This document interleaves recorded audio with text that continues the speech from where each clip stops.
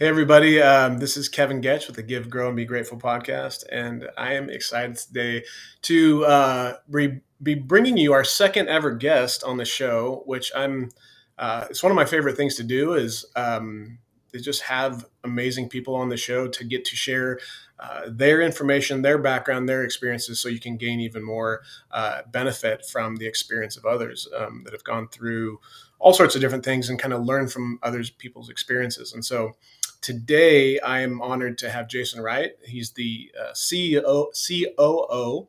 I almost gave you my title. He's the COO of Webfor. He's also the director of creative, and he's been with the company just a little over 8 years, literally a few days over 8 years now. And Jason has had major impacts, not only in the company, he's had impacts in my life that, some of those I'll share with you today. And he's had a lot of impacts in the local community. And so I'm super happy to have you on today, Jason. Awesome. I'm happy to be here. Um, I'll give a little bit of intro for myself as well. I've been in the industry for about 15 years now. I went to Clark College here in Vancouver, Washington, got a degree in graphics communications, then continued on to get a degree in web development, found my first agency job through a fellow friend and future colleague from Clark College, and been doing that ever since. I've spent a lot of time in customer service, so I have a lot of experience and background and that's helped me a lot in my career. But today, I manage operations at Webfor. I manage a team of about 18 people, and I also produce design and work on some strategy for some clients. So yeah, it's always exciting. There's always a challenge, which is something I really love. Yeah. Jason has just a wealth of experience and I'll share with you some of this. He's got a lot of superpowers. I'll share with some of those as we go out and talk today. But I do find it very interesting that one of the first jobs you had back in the agency days, you were hired by Trisha, and then That's come right. come to be many years later.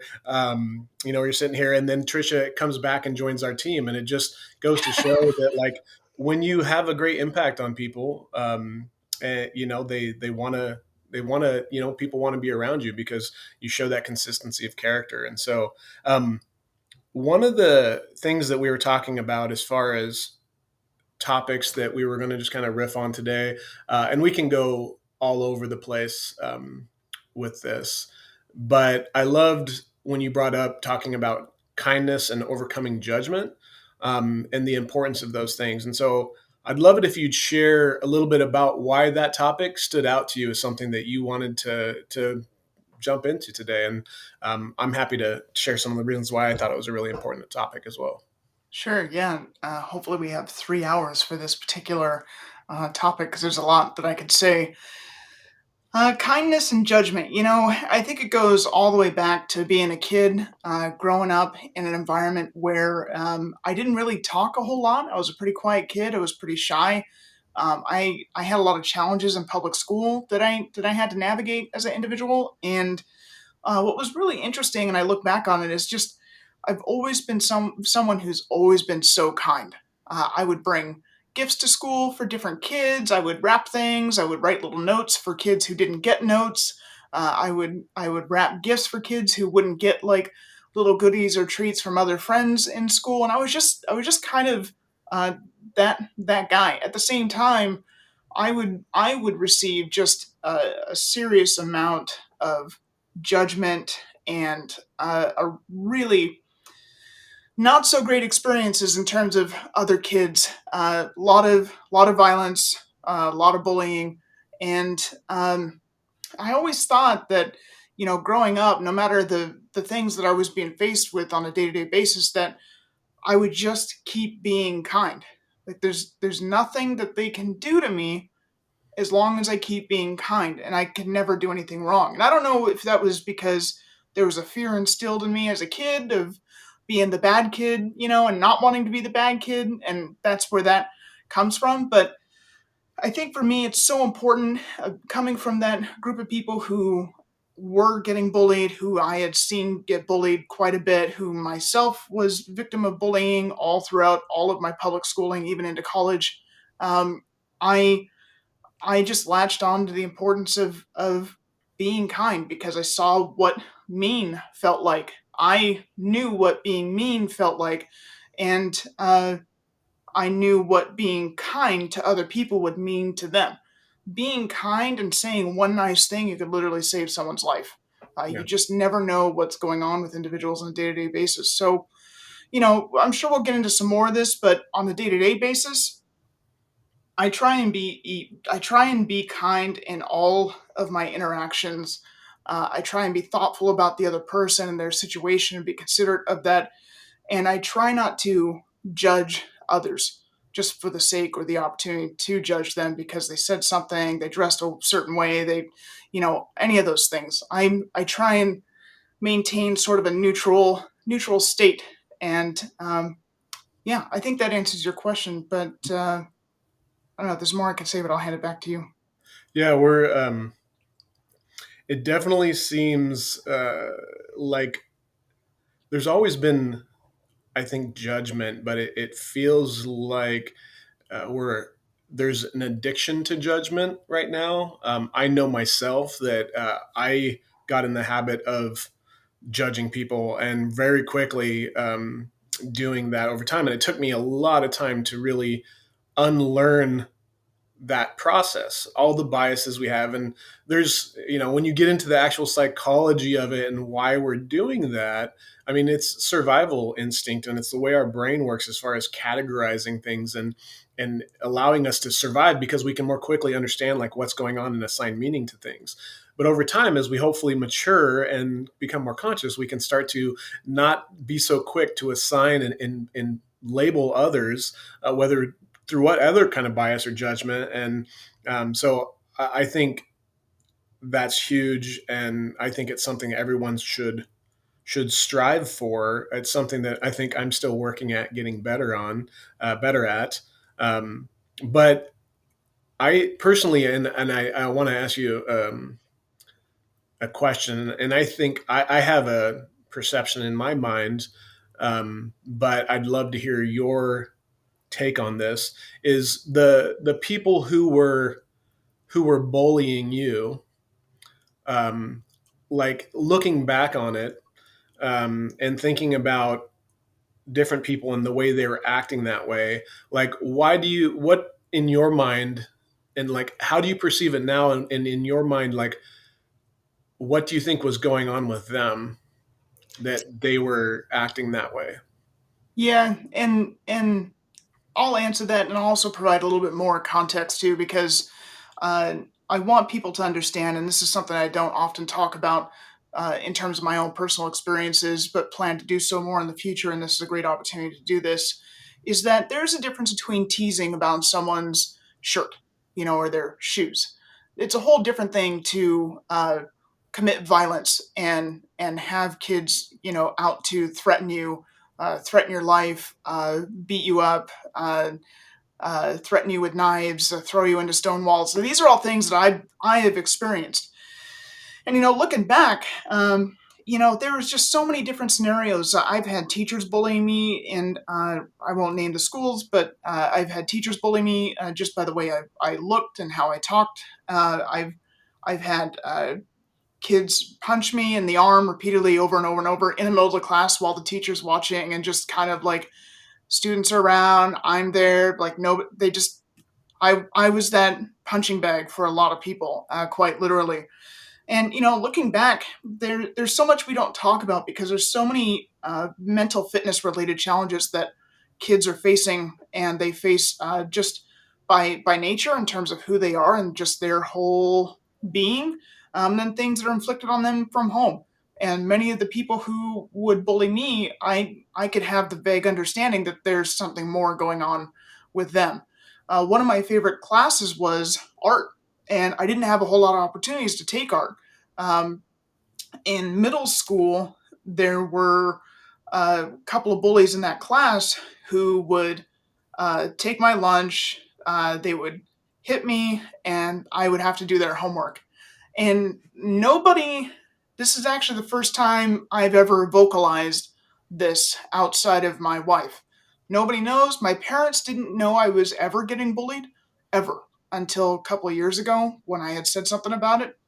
But art was my most favorite class, and I just started skipping. I didn't go to my class anymore. I missed about 50% of the classes.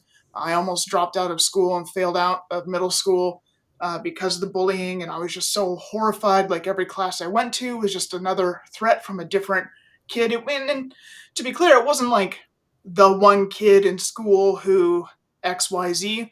It was multiple people across all of the different classes. I was just that guy.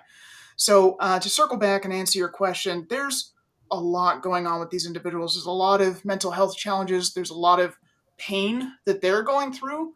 And I was having this conversation the other day with somebody and expressing that kids don't have a whole lot of outlets. They have their physicality and their voice and their actions. They don't have a lot of deep thinking processes yet. The brain's not fully developed, not until, potentially 20s, mid 20s, late 20s. And so, you got a bunch of 14-year-olds jacked up on testosterone and everything else. And, then they're facing mental challenges just they were born that way or they, are inflicted in some way, and it's tough. I had that perspective too when I was a kid. I understood that some of these kids had like real challenges, and part of me not speaking up was uh, me feeling like I was protecting other people. So if I was the one that they beat up, they probably won't beat up my two friends that are sitting here. And so, anyway, very long winded No, response to that. But I just wanted to share a little bit more insight and context. I I appreciate you sharing that because it's one of those things that I mean, just like you said, and you're able to have. It's amazing that at that age you were mature enough to and had that empathy that you were able to recognize that in others.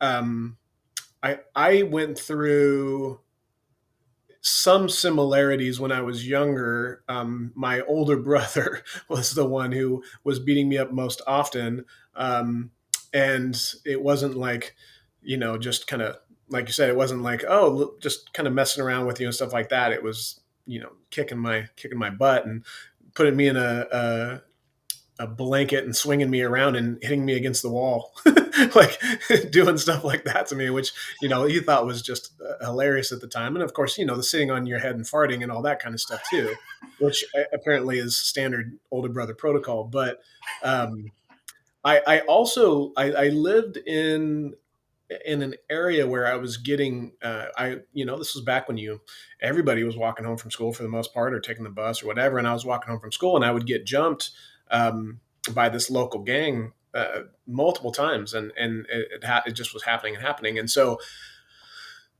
I I would say I went a little bit of the other direction, which was less kindness and more like I'm going to show these, I'm going to show these people. And I started taking martial arts when I was 12 years old, and part of that was to protect myself. And I wouldn't say I there were a few times where I'd say I became the bully, but very not a lot. But there were a couple times where I can look back and say, yeah, I was being a dick, and Yeah. I was kind of being the bully in that situation, and not something I'm proud of, but something I've done, and it's like, but for the most part, I'd say I kept my head and just really used it as a way to defend myself because that's how I was when I was learning martial arts. That's the way that they taught was it's more for self-defense than it was. And I watched all the martial arts movies and dressed up in ninja suits and ran through the Hmm. forest and all that kind of stuff because Well, that's who I was. it's fair to when you're trying to what feels like face so much adversity as a kid. There gets to be this point, and this happened with me as well, where I started realizing, well, if I get angry too and I hurt other people, then that will make me scary, and then other people will stop bothering me. Yeah. And so there was a brief time where that happened, and then someone pulled a knife on me. And I wasn't like, I was more. it was a very brief time where I would say not nice things. I wasn't like throwing people into walls and punching or kicking. I don't even have the guts to do that kind of thing. It's just all talk kind of person. So I learned from that moment, and then I realized I had to really face the pain that I was uh, being subjected to every day, and find a way to rise above that. I mean, there were times as a kid that were so bad that I developed anxiety as a kid and became so anxious that I would literally spend 3, 4 hours just walking back and forth through the hallway in the middle of the night because I had this class. I would have to see this person again. They just beat me up today. I don't want to go. I would skip the class and then rinse and repeat. And it's just a very tough cycle to break. And in that period of deciding who I was going to be, ultimately long term, like, am I going to be someone who just keeps getting stepped on, uh, or am I going to be bigger than that, or am I going to turn into the mean person? It was a very Yeah. interesting point in my life, and it also led to so much, I guess I would say, trauma that there were definitely many times where I considered my life wasn't worth living. There was just many times where, uh, especially as I got into high school and even a little bit after high school, uh, there were definitely some dark times in my life where I was just like this, like, I just it's just getting hammered over and over and over and over, and it gets to a really tough point, as a kid. But I know that we don't want to sit here all day and be all doom and gloom. I I think these stories obviously build up who we are today, and so part of it is, had I not, here's the other side, which is, had I not gone through those certain things as a kid, I may have not have had the impact that I've had on people in my life up to this point, and I, um, may not have some of the, honestly, some of the coping skills and some of the things that I have that other people, don't develop until later on in life when they face other types of challenges. So, Yeah. So there's a couple things I want to touch on there because I think it is 100% like the challenges and the things that we go through in life, um, help us grow stronger. But at the same point, it's important, I think, especially for anyone younger that's out there that is going through a lot of this, that understand that it does pass, because it feels like I've been in that same situation where it just feels like the world is ending, especially when you're a teenager. Every little thing, and with social media, someone mentions something that's embarrassing to you, it feels like the whole world is ending, right? Everything feels like the whole world is ending. And it just, you are going through a lot of development. Your brain is going on, and you're, especially in your teen years, there becomes more of a focus of your peer group, and it starts to feel very important to have, what other people think of you. And I think there's a couple different things I want to touch on. One is bullying, verbally bullying and doing things like that is one thing, and that's something that should be like brought up.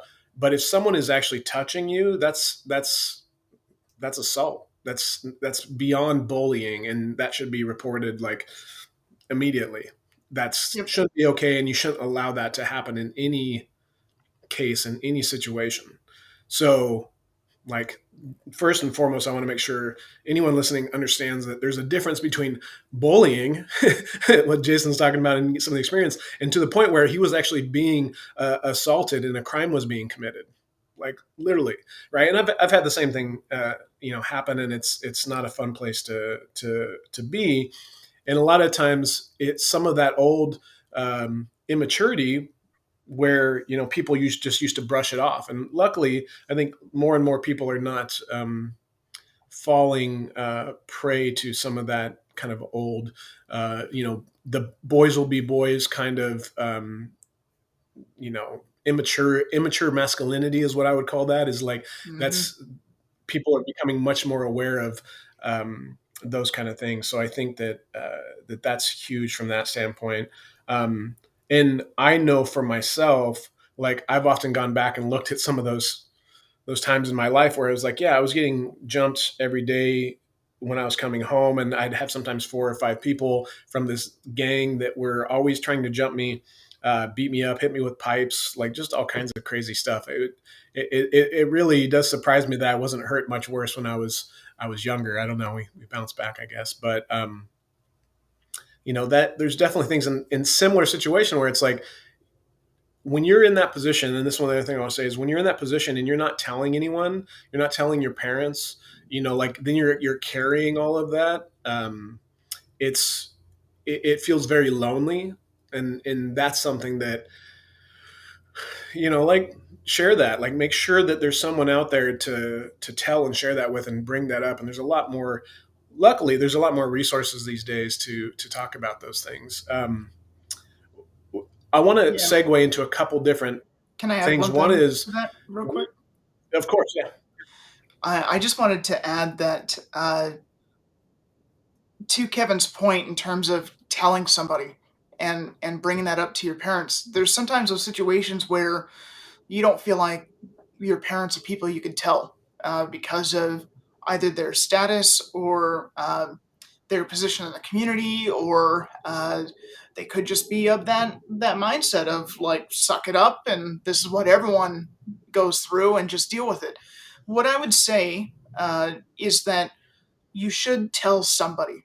If you're not comfortable telling your own parents, tell your grandma, tell your friends' parents, tell another adult who can help you if you're not comfortable, talking with your immediate parents, because people will hear you, they will listen to you, and things can be done to make things better. 100%. So we, you have a long background in like being passionate and learning about like psychology and everything from NLP and just emotional intelligence, and we bring a lot of that into the culture that we've kind of built at Webfor, and we built this amazing culture that I think is very much focused on like you said, kindness, and really just accepting, accepting everyone for who they are, and being kind of non-judgment focused. And so I'd love to hear more of your thoughts about how you think the same concept of kindness and non-judgment, um, and overcoming judgment to some extent too, uh, like how that applies in the workplace, or any experiences you've had there that you want to share. Yeah, I mean, first I would say that my experiences as a kid charted a path for my life that was a bit challenging because there were so many things that I had to face, um, whether it was at home or at school, that it put me in a very sort of quiet space. I was very much in a box. And so part of my path of discovering NLP and getting more into psychology was trying to find my own ways to get out of the box. And at that point, it's probably not what I was thinking. I was probably thinking about something else, but ultimately that's what it was. I was trying to find my own way out of the box because I didn't really have mentors. I didn't have people that I could look up to. I didn't have people that I could talk to. I didn't have grown-ups I could talk to. There wasn't really anybody in my life. So I had to rely a lot on myself and pushing myself forward. And it wasn't until I was in, I would say, my mid 20s or so that I found some books about NLP that was recommended by somebody. I got into some other psychology related things, and that really helped me understand human behavior a little bit more, and also how to control anxiety by um, not focusing on the things that you don't want, instead focus on the things you want, and how to properly place your energy. So that had a huge impact both on me personally and professionally. And in the workplace, I was someone early in my career who was perceived as very, very cold, very, very robotic. And oh man, I went years being like, guys, what's wrong with you? Like, what's going on with you, man? I'm cool. Like, I don't know what's your problem. And so it took me some time to understand the things that I was doing that was making people feel that way. And a lot of it comes down to communication and understanding that uh, you can get the same result that you want in the end by being kind versus being, overtly assertive or direct, which can catch people off guard quite a bit. Kindness is a much better path in terms of building respect between team members and building relationships between team members. And so, as it deployed some of these tactics and specifically in communication and meetings, of understanding people's body language and how they're breathing and where they're looking and, how their hands are resting. And some of these different things really help me to communicate better with people to the extent that I was really able to get into a spot at some point to be able to start mentoring people and kind of help them along the way and guide them down certain paths. And I think one thing I'll say is I take great pride in supporting people both with their personal and professional goals because I think having a relationship with your team is really important, and knowing what their last name is and not treating them like a row on a spreadsheet. Really understanding the human and being a part of their lives and helping them achieve the goals that they want to achieve.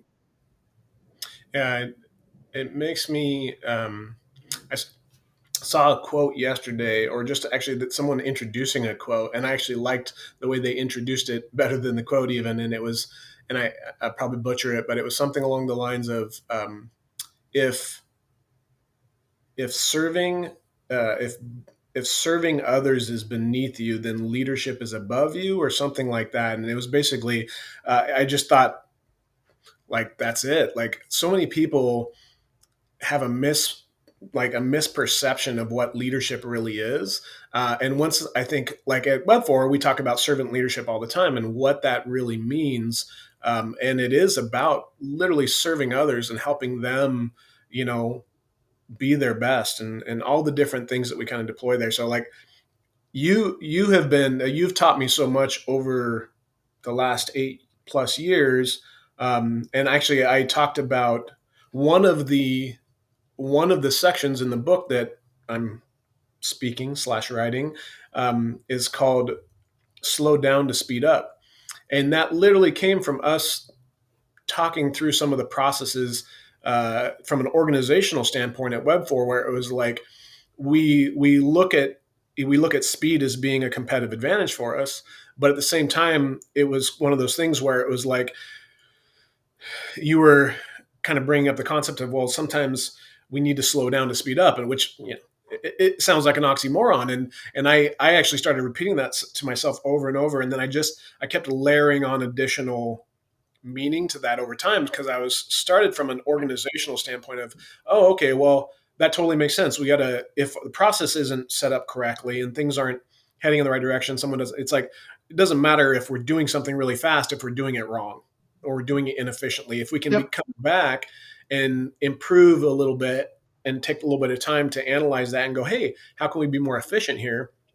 Then we'll actually speed up. We'll actually be more efficient.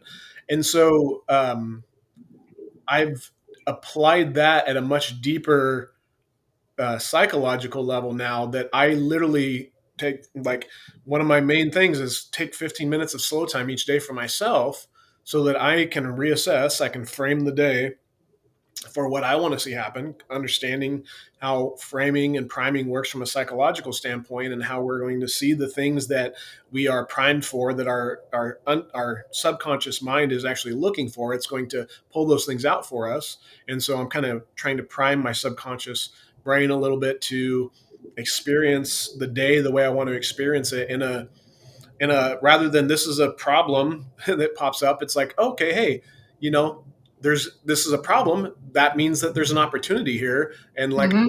the way I grow from this challenge. And so, um, from that vantage point, like, understanding how psychology, and like, I would say anyone who is going to be in a leadership position needs to understand people. They need to know psychology. They need to understand people at the end of the day. So they need to understand psychology. And so, what is there any standpoints that, like, you have a lot of one liners you say all the time, and you reinforce, and I hear them a lot, and I'm like, oh, that's great. Like, and I adopt some of your one liners, and I'm like, oh yeah, here, these are some of the things that, Jason says all the time. But what are some of the things that you would say you learned about people, that more from an organizational standpoint, that you kind of apply, if that makes sense. Yeah, for sure. One of the things that you were talking about there just made me think of emotional intelligence, just in general, and how critical that is to your own personal and professional development. And that was something that was critical to my development too over the last 15 years. I think, in terms of working with people, that's working with people is very interesting, whether it's clients or team members, whoever it might be. For myself, on average, I probably have 15 or so meetings a week. And so between all of those different meetings, you are constantly shifting between states because you're going to this proposal meeting and then you're going into this leadership meeting and then you're going into this, other team meeting and then you're talking about this project and then you're having this one-on-one and then you're hiring somebody and then you're doing that and you have to constantly shift. And I think, throughout that whole period, you can get really, really drained by all the different interactions. Specifically, if things are very challenging in some of those interactions, and maybe you're having a challenge with a client, maybe you have a challenge with a team member, or maybe someone's just frustrated and they need to vent. The really difficult thing in leadership, and this is something that in management and just really with people in general, is really trying to make sure you don't make other people's emotions your own. Now, it's okay to, uh, feel for them and have empathy and whatnot of their situation and the thing that they're facing. But as a leader, you have to be able to continue to guide them and not get caught up in that same frustration or same emotion or whatever that might be so that you can stay level and show them that, help show them that there's other paths, there's other ways of thinking, there's directions that this could go. You might be perceiving this thing to be negative when the intent is completely positive. And there's a lot of things there that we have to think about in communication. And so, uh, really making sure as a leader that you aren't absorbing all of the different emotions from all the different scenarios is really important. And for the team member, it's really important for them and really anybody to understand intent. Rarely does anybody have intent to hurt you. Rarely does anyone have the intent to frustrate you. Yet that's where we go all the time. Like our brains just immediately are like, they're coming after me. They're trying to get me. They're saying this thing, and now I don't understand. And what's going on? Understanding that most of the time people are coming at you with positive intent will really free you in so many different ways. It's very hard, and you're not always going to be there. I'm not saying be positive all the time and uh, be a cheerleader about that and never be upset or angry. That's not what we're talking about. It's just understand that you know very few people are actually out there to just get you. They're not. There's not very many people who are trying to hurt you, and that most everyone is just going through life trying to figure things out as well. And most of us have positive intent.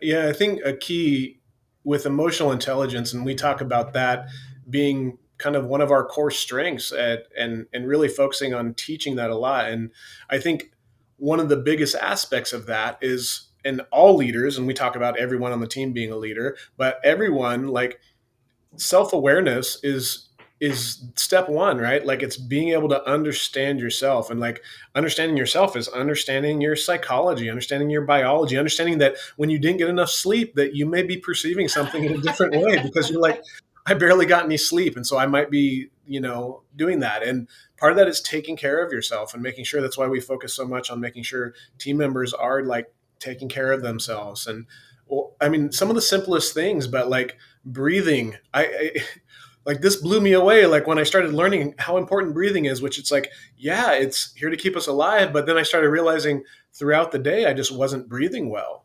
And so actually learning to breathe throughout the day changed my energy level so much. It was like, that for me was life changing, just learning how to breathe better and be more mindful about breathing. So there's, like, once you get that self awareness, then you can start to be better at self management, right? And when you do that, it's kind of like one of the key things with self-awareness is realizing that we have a negativity bias. We're going to see negative things at a much higher rate, and it's partly because it's the way our brain's set up for survival. And so it's set up to look for what is going to hurt you in some way. And now that we're not in a position where we're probably like fighting or hunting for our next meal, and there's something that Mhm. is coming from behind the bushes or something like that, we're looking at an email and saying, well, did they used all caps here? Are they Uh-huh. yelling at me? Like, and so once we start to understand ourselves and understand our biases, um, I think that that's just such a huge thing, and then it allows us to be more effective. And so, like, that's why I look at it for us as a team as being one of our competitive advantages, because um, I've seen a team member like just build up a bunch of anxiety before, and we've all seen this, we've all done it at some point, is like build up a bunch of anxiety before a meeting with a client. And what tends to happen is you actually tend to reinforce the negative thing happening when you're doing that thing. But a lot of times it doesn't even happen, and it's like, oh, like that was such a great meeting, I was so worried about this and this. And it's like we assign all these things, our fears kind of come up as far as what's guiding us and all that kind of stuff. So I think and I want to add two other things, and then if you have, like, I'd love for you to share any of the other. I mean, you have a lot of knowledge in this area that I think is like really valuable for people. But two of the other areas, like from emotional intelligence, from self awareness to self management, is then being able to understand others better and then able to influence others better. That's why emotional intelligence is such an important thing, because whether it's a team member talking with a client and them being able to hear something in the client's voice about a concern that maybe they wouldn't have caught before, they can ask them, and they can ask direct questions and not be worried about a response, because a lot of times we tie our self-worth to our performance in a way. And when that happens, everything feels like a threat, and it builds anxiety in us. And literally, our nervous system, our sympathetic nervous system, is going to go overboard. There's all those kind of things, right? And so it's healthy for us. We're more impactful, and so I think that that's a huge thing. But and I'm like, literally, one of my next episodes I'm doing in the future is a whole thing on emotional intelligence, because I think it's such a critical component for people to learn. So, anything, Nice. yeah, anything else? Well, self-awareness is, because you mentioned that, is such a critical piece and something that I really had to build. I had a lot of self awareness as a kid, but as I developed into adult, I wanted to develop that more. And part in developing that was really understanding who I was and the challenges that I face on a regular basis that I just need to be honest about and how I could potentially overcome those. And one of those things is just being afraid to speak, like just being afraid to have an opinion. And over the last 10 years, I've been working pretty hard to not be worried as much about that. I mean, there's all kinds of, as you said, little one-liners and things that I think about all the time. Some of those are like, you know, if you don't speak, you'll never be heard. I think it's a famous quote, probably. I don't know who said it. Sorry. Someone will let me know, I'm sure. But uh, some of the other things are, oh, I just have one. I'm spacing it, but The it'll one I probably. hear you say is easy on Oh people, yeah. hard to process, which, like, I had never heard that before, and I know you picked that up from like previous organization or previous experience or something like that. But I've Mhm. always thought that was a great way to approach things too. So Yep, and that's a good one too. And it's not that you can always be easy on people, but what it does, and if you're repeating that statement in your mind, it helps you understand that a lot of times it's not the person, it's the process the person was using. And then it always comes back to who's responsible for the process and what's the process look like, when's it been updated, and that's what you attack, right? Because again, ties back to the fact that people rarely want to do you harm, or do bad things or do wrong by you or do something incorrectly. I mean, I don't know anybody who enjoys doing things incorrectly. So that's why that statement's so powerful, is because, people are generally just trying to do the best they can, right? yeah, 100%. Um, I'm trying to remember it back to what I was just thinking about a second ago, because you got me all jazzed on this topic, and there was something that I wanted to touch on, but I'll come back to it, because one of the things I want to make sure we have time to discuss, and for those who haven't heard this, one of the things at Webfor we're doing is we're building an organization. We're working towards creating an employee-owned company. We're already in that process, and we have a bunch of things in place, but we're trying to build an organization that is special in a way that many organizations aren't. That's really built from the inside out. That the team builds the culture. That they take ownership in part of that culture, and that they are empowered to do that. And when they take ownership, they also get ownership. And so we're building that up. But at the same time, one of the things we want to do is we're very focused on having a positive impact in the community, and we do a lot of things. We support a lot of different organizations, from the Boys and Girls Club to Trevor Project to all kinds of different groups, Girls Inc., and a number of others. But we are working towards starting our own. Most likely, it's going to be a nonprofit called the Evolve 24/7 Project. And what the goal of this project is to get basically some of the things that we're talking about right here, to get a basic understanding of psychology, of biology, basically the human operating system, right? The way I kind of think about this is a lot of our kids these days, and really a lot of the adults, know their phone operating system better than they know the human operating system, right? And if they just had a little bit better understanding of that, their OS, right? If they had a little better understanding of the human operating system, that self awareness portion, they would be much better at the self management portion, which would allow them to experience life. And it's one of those things. It's so hard to communicate unless someone's been through that journey. It's kind of like you take someone, it's like telling someone about a trip without pictures, and you're just kind of like, oh, it's so beautiful, this and this, and it's like it's hard to see unless you've been on that journey and you've been under that waterfall, or you've been at that viewpoint and you see that.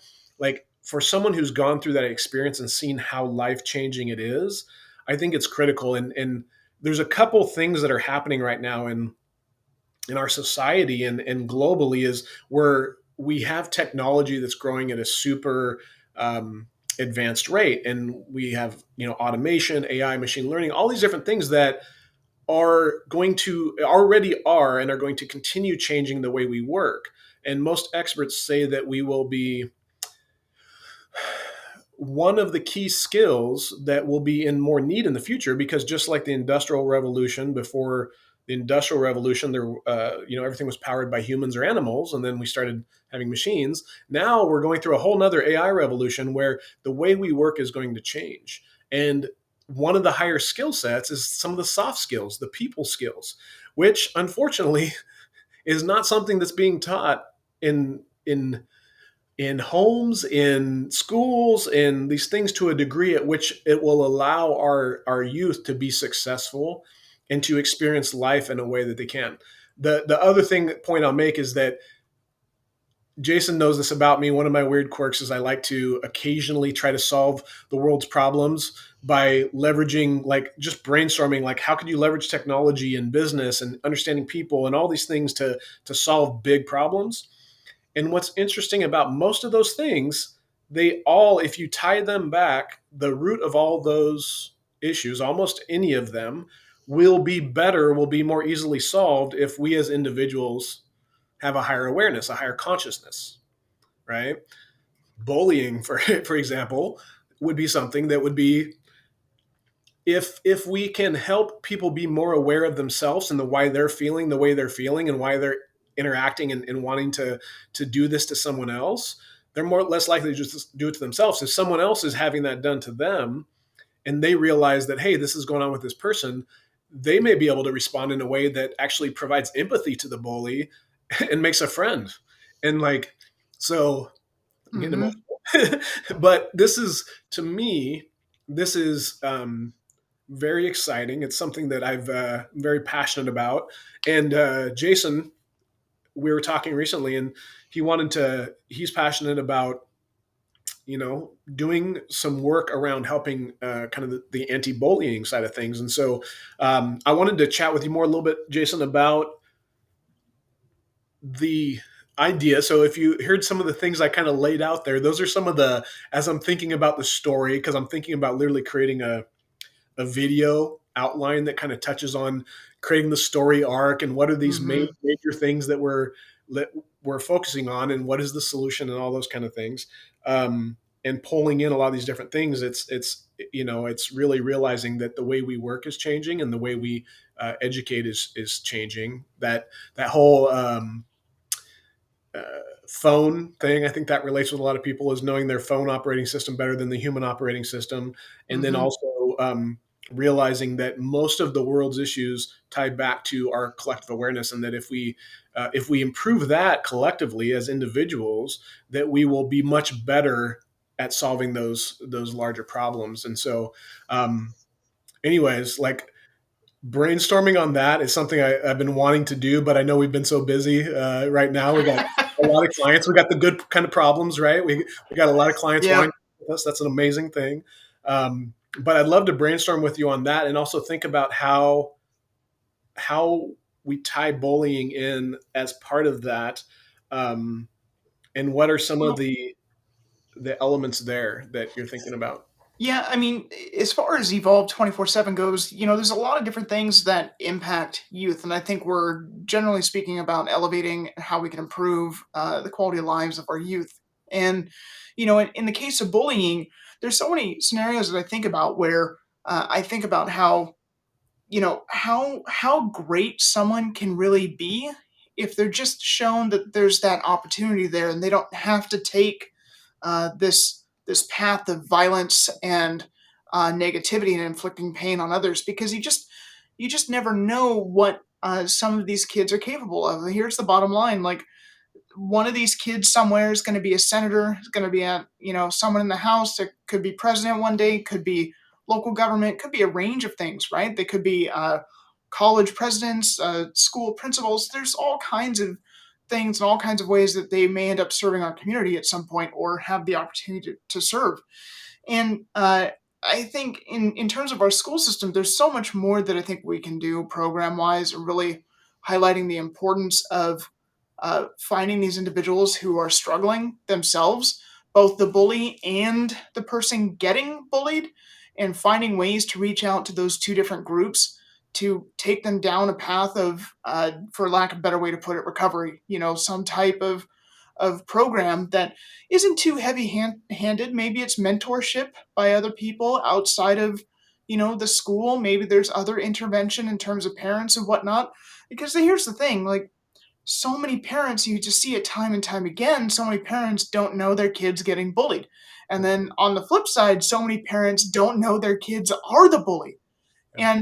And it's just a lack of communication all the way around. And whether you're the bully or the person getting bullied, both of those sets of people have opportunities to really make an impact on the world. And they both need to be given voices. They both need sets of support equally and in different ways. So, in terms of how some of that ties into Evolve 24/7, I mean, my main thought is that at the end of the day, we're talking about elevating youth. So, if that's giving them educational opportunities, if it's improving mental health programs inside of our educational system, if it's creating a network of mentors for students who are getting bullied, or maybe they are the bully and they need some kind of anonymous outlet to help them get down a better path. Those are some of the things that I think about.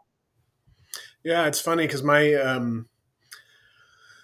my initial thought was like, and the way we're at least setting this up initially is that we probably, the Evolve 24/7 project, will probably not, may create some information and some awareness around it, but long term it will be about pushing initiatives forward and connecting things from a strategic standpoint. So like one of the ideas that comes to mind is like Noom, Noom, that company that does, they have like weight Mhm. loss.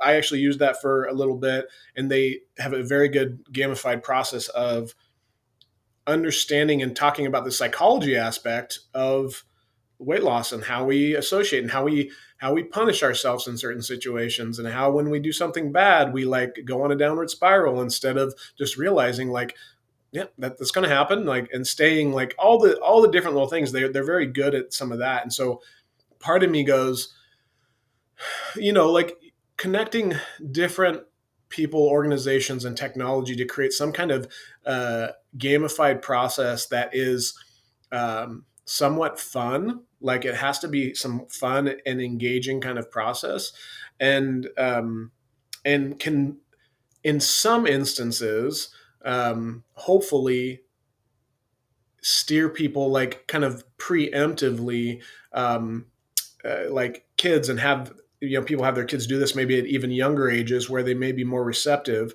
but then also as they get into their teen years maybe have other things where it's like it's gamified, so you have like badges and things that you can earn and things that actually like mean something in some way. But part of that would also be like that company would have an ability to profit, right? Because they're a for-profit company or whatever company it may be, off the adults, because the adults are the ones who are modeling a lot of this behavior. And a lot of our adults, we have this. I always laugh at it because it's like um, it is very much we're all out there trying to be like we want everyone to understand us, right? And we're all out there kind of shouting Mhm. understand me kind of thing. And it's like we want other people to understand us, but it's like once you start focusing on understanding others and worrying less about like maybe being understood yourself, all of a sudden things really start to open up and you start to become that person that you want for you, right? So if you can become the person that you would have wanted at that age, like how do we help parents overcome, because it's like you have this series of traumas that's happened, and it's a lot of Yep. times we don't know and we don't mature until later when we realize, hey, like for the longest time I didn't know my dad when he was younger, his father like basically embarrassed him because he was wetting the bed till he was older age, and he would send him outside in diapers, put electric like a copper wire in the bed so when he peed it would electrocute him. Like we're an immature society, and like just like a person develops, society develops, and we're getting to this point where we're starting to like mature a little bit as a society. But it's Mhm. the same thing from an individual basis where it's like looking back and going, hey, there's all this healing to be done that is just continues to get passed on and passed on because we've modeled these behaviors, we've modeled these beliefs, and then our beliefs get amplified by emotions. And so it's like if kind of like what you were saying, if we can help some of those youth, both the sides that are being bullied because they're just as much, and a lot of times more, maybe having a rough time of it than some of the ones who are not bullying, right? And come at that from a compassionate standpoint. I think that that's huge. And so, I would love like I want to get companies, large employers that realize like we need more of these soft skills. We need to invest in education in order to have the kind of workforce we need in the future. So I want to do some of that kind of like where we're connecting those different groups in order to help do that and facilitate it. Not necessarily that we're going to create the app, but Mhm.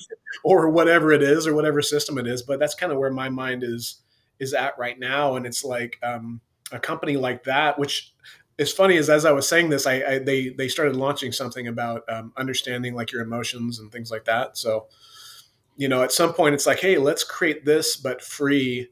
And I almost prefer it out of the school systems personally because it gets so everything gets so politicized in Mhm. schools around education.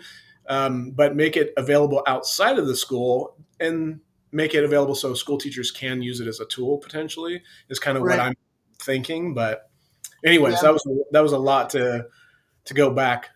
I mean one of the things that's really important, and you touched on this just a minute ago, is breaking the cycle. Like I think it's important for anybody listening to this that maybe you're caught in a cycle of how things have always been kind of mindset. You have the opportunity, the power, and the support to break the cycle. My dad has a military family background. My mom's family, there's a range of challenges there.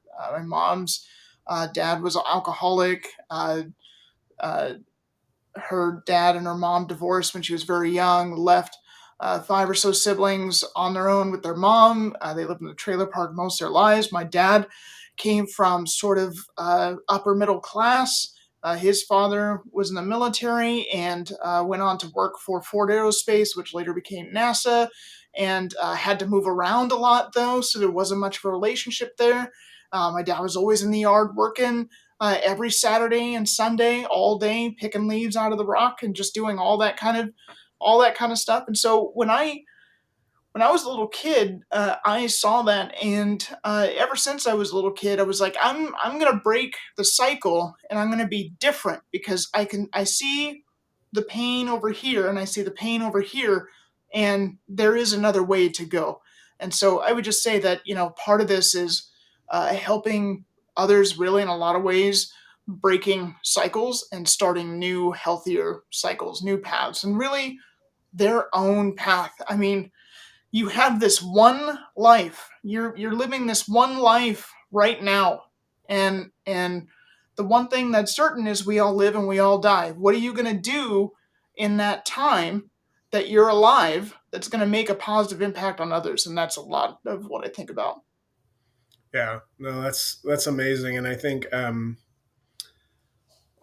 it's one of the things that is like I get so excited. I get excited and teary eyed because I'm so happy that like we're doing some of the things that we're doing right now as far as with like the business and with Webfor and creating the type of organization we're creating. And part of that is to help free me up to some extent so that I can continue having an impact in some of these areas and some of the philanthropic areas, but also that I love doing specific things at Web4, and I love helping clients and I want to continue doing that. But I also want to provide the opportunity for people that will most likely most people will never have the opportunity to be an owner of a company that's already successful and not have the risk and to be able to grow that and to be able to change their lives. And I think at the end of the day, for me, impact is one of my biggest like focuses. That's like the reason this is called Give, Grow, and Be Grateful is because number one is like that's what I'm asking myself is like what can I give today? How can I give? And it's stuff that I'm excited about giving, like truly passionate about that fills me up, right? I'll add the caveat that it starts with giving to yourself so that you can give to others, right? Making sure that you water the tree. If you have this tree that is feeding, the community and feeding all this stuff, you got to make sure you take care of the tree first, right? So make sure you give to yourself first and kind of grow. But Jason, I think that was like super inspiring. I'd love if you're okay with sharing it, like if you were to go back to your younger self or to someone that is maybe in a similar situation, like what would what would you say to yourself in that situation or say to them?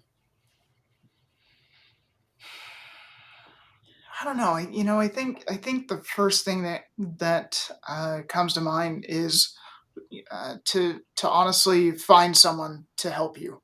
There's someone out there who will help you. Because you know, in terms of what would I say to my younger self, the first thing I think about is mostly the struggles that I faced and not having anybody to talk to. But at the same time, that is a construct I made. Yeah, It's not really anything someone said to me that you can't talk to me. yeah, It's something that I created. And so uh, I would say that the the pain of potentially saying something is far less than not saying something. yeah. No, I think that that's huge. Um, man, I we could keep going on for days because I love this topic. I want to just real quick say over the last 8 years of knowing you, like I've been truly impressed. Um, I mentioned before that I would share Jason's superpower, and he's got a number of them. But it is one of those things where you, you're always looking to get out of your comfort zone. Like it's an amazing thing. You're always looking to get out of your comfort zone. I remember when we first started in your comfort level with presenting and speaking in meetings and deal and working with people who are bigger executives and some of the intimidation around that and like looking at you now where you're just like you know CEO of a multi-billion-dollar company. You're like, yeah, like no problem. Like it's not even a question. And your presenting skills have like leveled up. Your ability to manage people and to add more value from a marketing and design perspective. You're constantly just looking at growing. And so like that being comfortable with being uncomfortable is like one of your superpowers. But also, and not everyone has this. This isn't this is not innate for me. I've gotten better at certain things, but I don't think I'll ever have the natural skill set that you have. And maybe this was developed from like you said, a younger childhood or whatever it may be. But your ability to process huge amounts of information and categorize it and prioritize it is something that is like it's a superpower. It's insane how you're able to do that. I mean, reviewed one of your emails this morning about looking at our whole team and saying, "Hey, here's our capacity. Here's all the hours we have for clients. Here's what's over here, and we're going to need like whether looking at resources for team members and making sure that we have enough so we're not overloaded." And just, I mean, like that's a huge superpower. But the other one is I would just say is kindness, and I've learned a lot from you on being kind and being more conscious of not knowing what's going on in other people's lives, right? Like it's like sometimes I'll have to just sit there and be like, I have no idea what's going on in their life, and realize that there may be someone may be experiencing something, going through something, and I have no idea, and not to to judge too quickly. So I want to thank you for that. You're welcome. Yeah.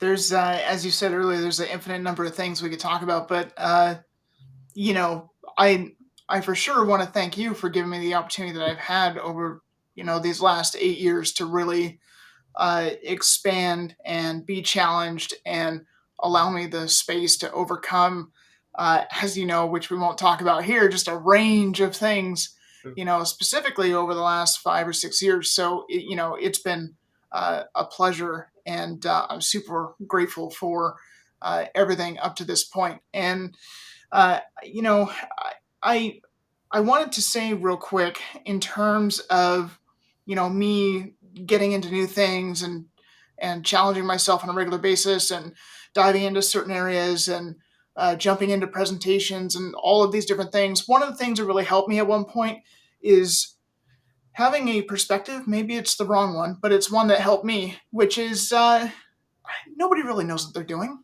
I mean, everyone is learning too, and that's something that was new to me. Like in my version of the world, like everyone is an expert.